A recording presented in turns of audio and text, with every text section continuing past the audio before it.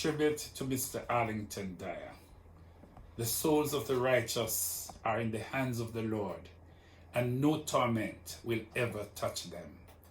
In the eyes of the foolish they seem to have died, and their departure was seen to be an affliction, and their going from us to be their departure. But they are at peace. For though in the sight of men they were punished, yet their hope is full of immortality.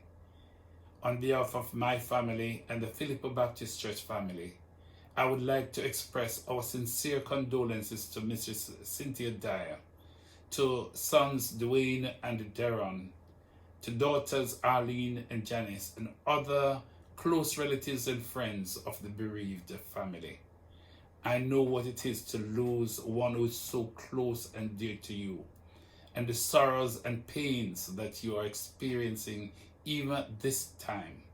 But we want to encourage you, even during this time of bereavement, to continue to lean on God's grace and mercy, because He promises to offer comfort and solace whenever we call upon Him.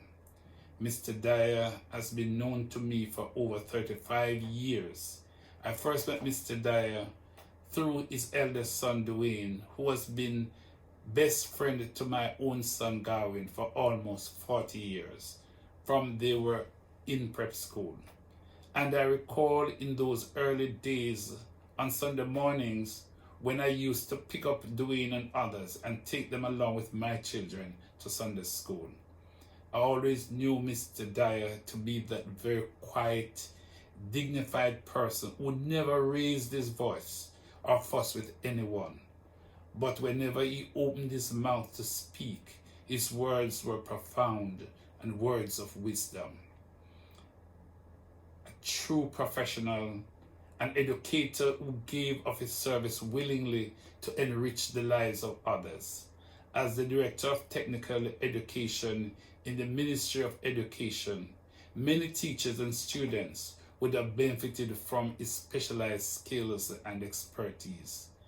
I recall with a sense of gratitude and pride the contribution that he made to the Philippa Baptist Skills Training Center, a project which I initiated as part of the church's outreach program, when Mr. Dyer served as member of the management team, and how he gave human service as he shared his knowledge and expertise willingly to the benefit of those who were being trained in the various skilled areas. A very respectable and dignified person whose lifestyle was always exemplary and one that was worthy of emulating. I know Mr. Dyer as a good husband and a good father, one who provided for and ensured that his family was always taken care of.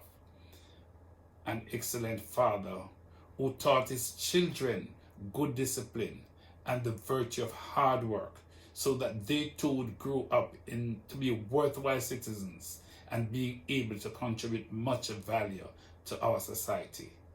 As I've said before, his son Dwayne and my son Garwin have been best friends for many years. It's like they were friends forever.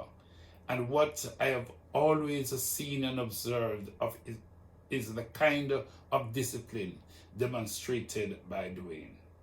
Discipline in terms of commitment to friendship. They have been very close friends, and nothing seemed to be able to break that bond of fellowship that they shared.